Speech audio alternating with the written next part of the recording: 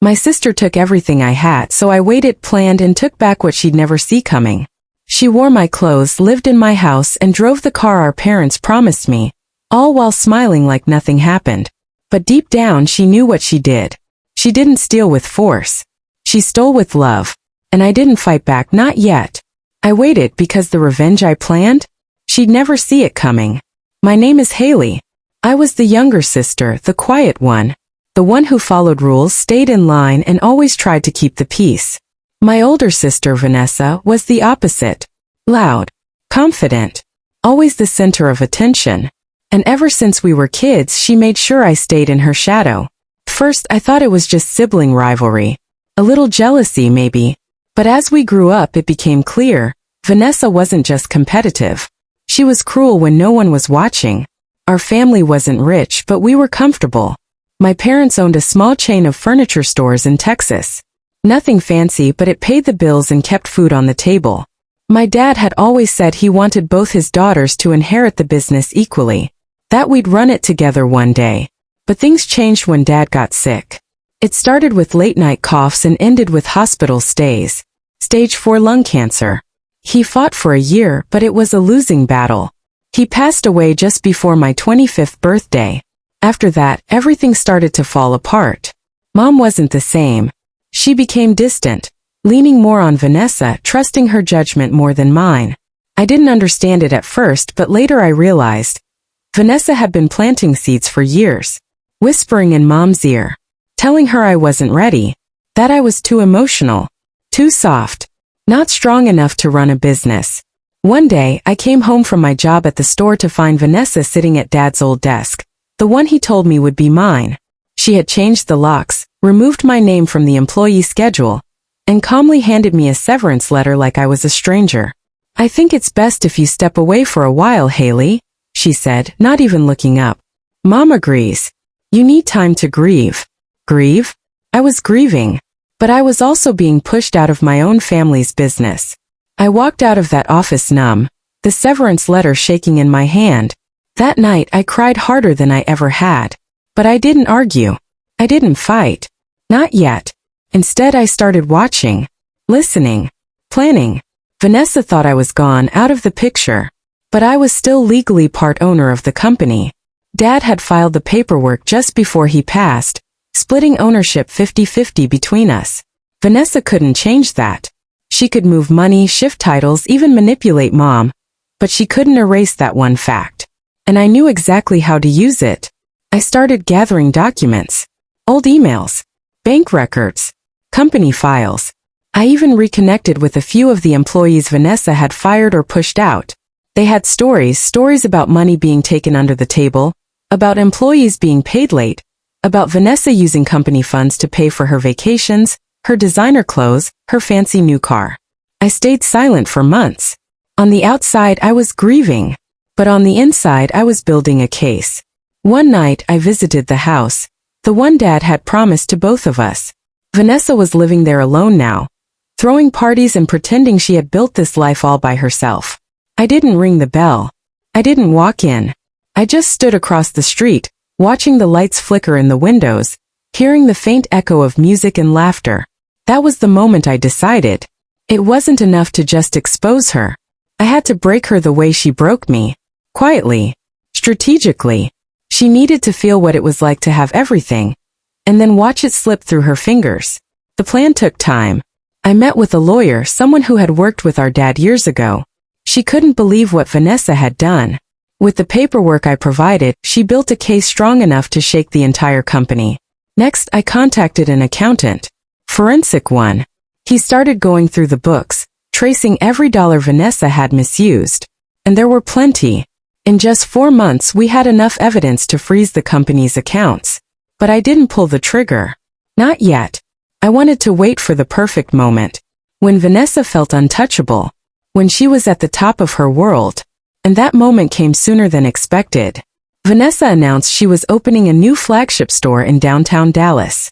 She held a massive launch event, press, influencers, business partners, the works. She stood on stage in a designer dress, cameras flashing, champagne flowing. And that's when I smiled. Because the very next morning, the bank froze the company's funds. Payroll bounced. Vendors pulled out. Contracts were canceled. And Vanessa, for the first time in her life, didn't know what to do. She called me that night. At first, she pretended nothing was wrong. Hey, just wanted to check in. You doing okay? I didn't say anything. Then her tone changed. Haley, look. If you know something, I need your help. I paused for a moment. Let the silence stretch. Then I said one sentence. You smiled when I cried, Vanessa. Now it's your turn. I hung up. And it felt good. But this wasn't the end. Not even close. Because Vanessa still had one last move to play. And I was ready for it. Vanessa didn't go down quietly. 2 days after the accounts were frozen, my phone lit up with a text. Then another. Then a string of missed calls. First I ignored them all.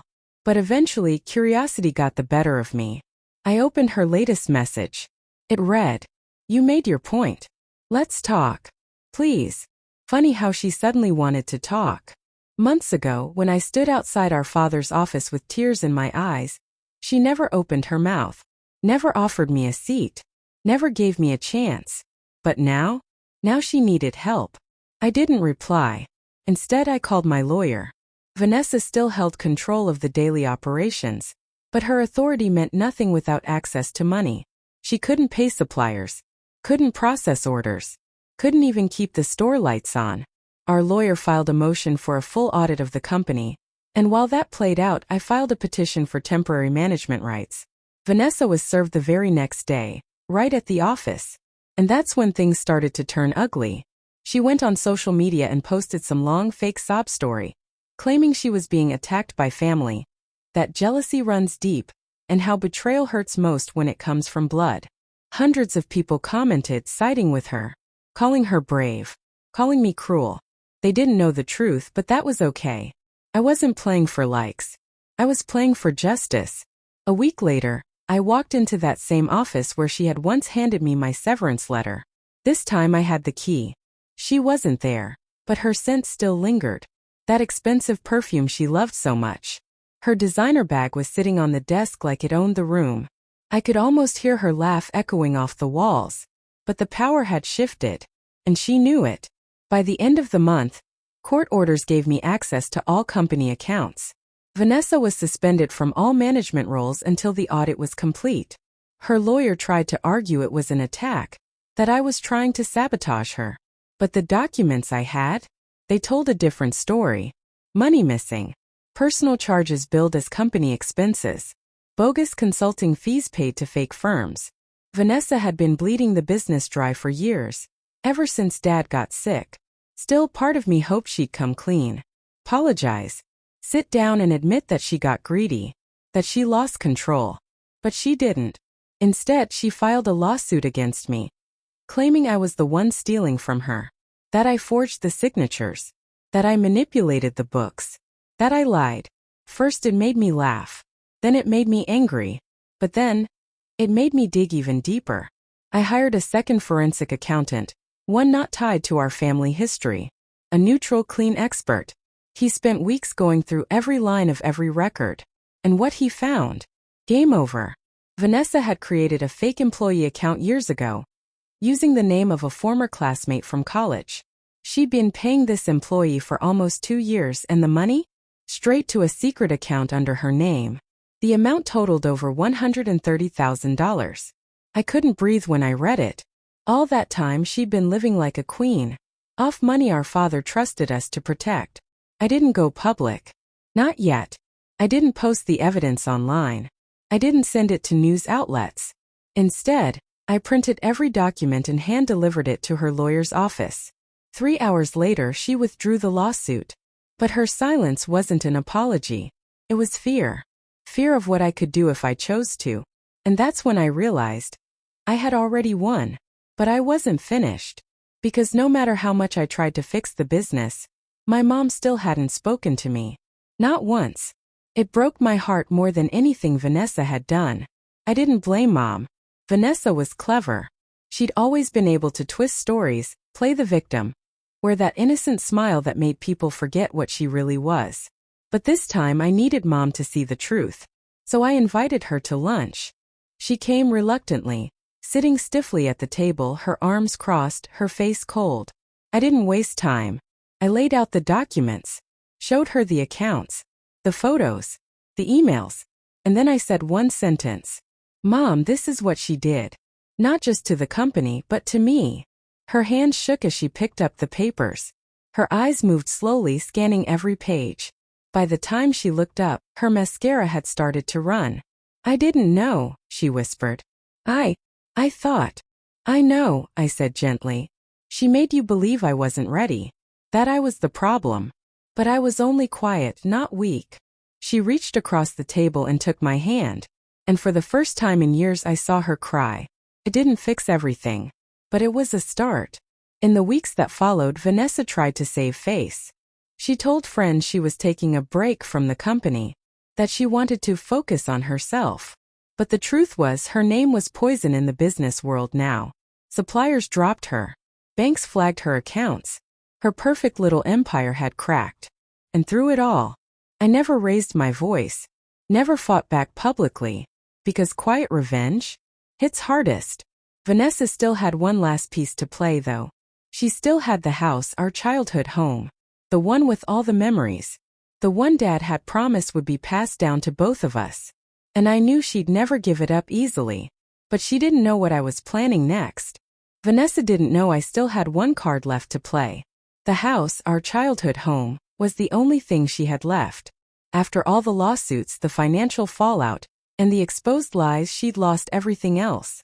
But that house, she clung to it like it was her last piece of power. She posted photos of it constantly. Drinking wine on the patio, throwing parties in the backyard, pretending her world hadn't crumbled. I could almost feel her desperation through the screen. But what she didn't realize was, she never actually owned the house. When Dad wrote his will, he left specific instructions. The business was to be split, but the house? That was to go to Mom. And after everything that happened, Mom quietly signed it over to me. Vanessa had no clue. She thought I'd come for her business. She never thought I'd come for her home. I waited until the timing was perfect. I didn't rush. I let her enjoy one last party, some lavish girls' weekend she was throwing with her remaining friends. The pictures flooded her feed like she was still on top of the world. Then on Monday morning I showed up with the legal papers. Not to kick her out, but to let her know she had 30 days to vacate. She opened the door in silk pajamas, holding a smoothie in one hand. Fake smile plastered across her lips. Didn't expect to see you here, she said. I handed her the envelope. What's this? Ownership transfer, I said calmly. You have 30 days. Her smile dropped so fast it was almost funny. This is a joke. It's not. Mom wouldn't. She did. Vanessa tore open the envelope and started flipping through the pages like she could somehow change what was written. You can't do this, she hissed. I already did. The anger in her eyes wasn't just rage. It was fear. It was the realization that I had stayed quiet for years, not because I was weak but because I was watching, learning, waiting. And now, I was done waiting. That night, she posted another dramatic story on social media. How I was kicking her out of her own home. But by then no one cared. The followers she once had? Gone. The support she used to enjoy? Silent. The world had moved on. And so had I. I didn't even wait the full 30 days. A week later, her assistant showed up at my office with the keys. She didn't have the courage to face me again. That night I walked through the house slowly, room by room. Every wall told a story. Our childhood birthdays, late nights with Dad in the den, Mom's garden out back. For the first time I felt peace. And something more powerful than revenge. Closure. I didn't take everything from her. I just took back what was mine. The next morning I made coffee in my kitchen. My kitchen. And as the sun poured through the windows I smiled. Because sometimes the sweetest revenge isn't loud. It's quiet. It's calm. It's when you rebuild your life in silence. While the person who tried to destroy it watches from the outside, knowing they can't touch it anymore. And when I placed the framed photo of Dad and me on the mantle I whispered, I did it, Dad. Because I had. And Vanessa? She never saw it coming. Thanks for listening. If this story hit you hard, don't forget to like, subscribe, and share. There's more where that came from. See you in the next one.